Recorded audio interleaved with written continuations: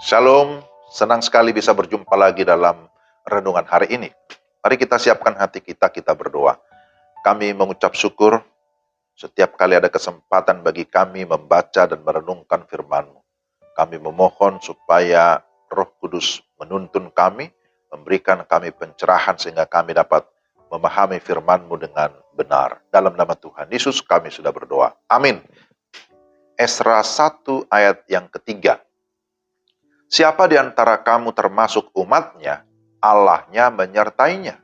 Biarlah ia berangkat pulang ke Yerusalem yang terletak di Yehuda dan mendirikan rumah Tuhan, Allah Israel, yakni Allah yang diam di Yerusalem. Demikian firman Tuhan, Esra 1 ayat 3. Tema kita, Tuhan memimpin umatnya kembali ke tanah perjanjian. Saudara yang dikasihi Tuhan, pulang ke rumah dapat merupakan saat-saat yang indah dan menyenangkan. Ketika membaca kitab Esra, kita menemukan berbagai pengalaman umat Allah yang kembali dari pembuangan bersama dengan Zerubabel, Esra, dan Nehemia.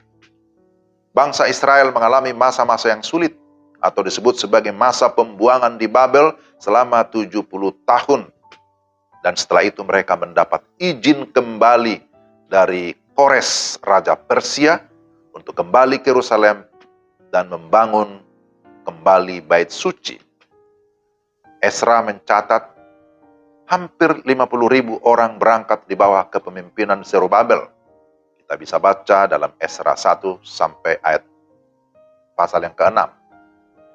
Bait suci akhirnya berhasil dibangun pada tahun 515 sebelum Masehi. Kemudian setelah itu Esra, seorang ahli kitab, kembali ke Yerusalem sekitar tahun 458 sebelum Masehi bersama dengan sekitar 2.000 orang Yahudi, termasuk sejumlah orang Lewi. Mereka kembali untuk membantu dalam pelayanan di bait suci. Esra 7 sampai 10. Kitab Esra ditulis untuk membantu komunitas Yahudi di Yerusalem memahami jati diri mereka sebagai umat Allah. Bagaimana mereka harus menjaga kemurnian hidup mereka sebagai umat Allah yang sudah mengalami kelepasan, yang sudah mengalami belas kasihan Allah sehingga mereka bisa kembali pulang ke rumah, ke tanah perjanjian. Dari sudut pandang sejarah, Esra melanjutkan narasi di mana dua tawarikh berakhir dan menelusuri sejarah kepulangan umat Yahudi dari pembuangan Babel dan pembangunan kembali bait suci. Dari sudut pandang rohani atau sudut pandang spiritual dan doktrinal, Esra memaparkan bagaimana Allah menggenapi janjinya untuk memulangkan umatnya ke tanah perjanjian setelah 70 tahun di tempat pengasingan. Seperti dalam kitab Tawarikh, Esra sebagai imam menunjukkan kesentralan bait suci dan kehidupan religius serta ritualitas tata ibadah bagi umat Allah. Jadi inti kitab Esra dapat diringkaskan sebagai pemulihan rohani atau pemulihan spiritual, moral, dan sosial umat Tuhan yang pulang atau kembali dari pembuangan. Imam Esra mengajar mereka tentang hukum Taurat, dan hal itu membawa pembaruan. Ada reformasi di dalam umat Tuhan. Esra 7 ayat 10. Sebab Esra telah bertekad untuk meneliti Taurat Tuhan dan melakukannya serta mengajar ketetapan dan peraturan di antara orang Israel. Saudara-saudara, Esra 1 ayat 3 yang telah kita baca memberikan penegasan bahwa umat Allah pasti akan tetap disertai oleh Allah sekalipun di tempat pembuangan. Allah mendidik umatnya agar mereka menyadari siapa dirinya, menyadari jati dirinya dengan benar. Firman Tuhan ini juga mengingatkan saudara dan saya, mengingatkan kita bahwa janji Allah pasti akan tetap digenapi dengan cara Tuhan yang ajaib. Dia menghendaki umatnya kembali ke tanah perjanjian, mendirikan kembali rumah Tuhan, menegakkan ibadah dan penyembahan kepada Allah Israel, Allah yang berkuasa atas segala kerajaan di bumi.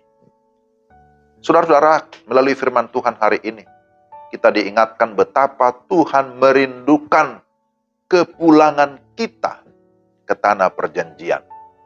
Betapa Tuhan merindukan pertobatan orang-orang yang berdosa. Betapa Tuhan merindukan anak-anaknya kembali kepada Dia.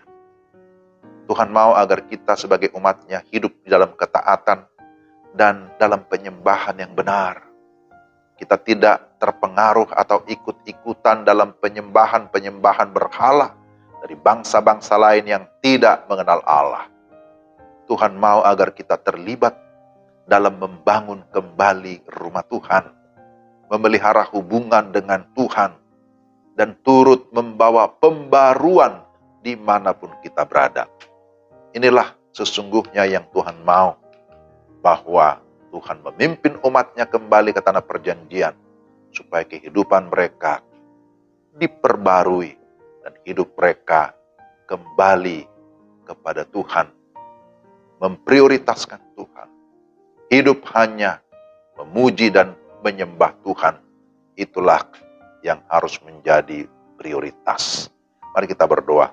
Tuhan, terima kasih untuk firman-Mu yang mengingatkan kami bahwa di atas segala sesuatu yang kami alami, sekalipun ada penderitaan, ada kesusahan, bahkan ketika kami di dalam kesukaan pun, bahwa ada Tuhan yang berdaulat, ada Tuhan yang berkuasa, yang seharusnya menjadi pusat kehidupan kami. Maka tolonglah kami supaya kami tidak diseret oleh dunia ini, kami tidak dipengaruhi oleh berhala-berhala dunia ini, tapi kami tetap beriman kepada Allah yang hidup, yang kami kenal di dalam Yesus Kristus. Pimpin sertai kami, supaya kami juga tetap setia mengiring Tuhan. Dalam nama Tuhan Yesus kami sudah berdoa. Amin. Demikianlah renungan kita, Tuhan memberkati. Shalom.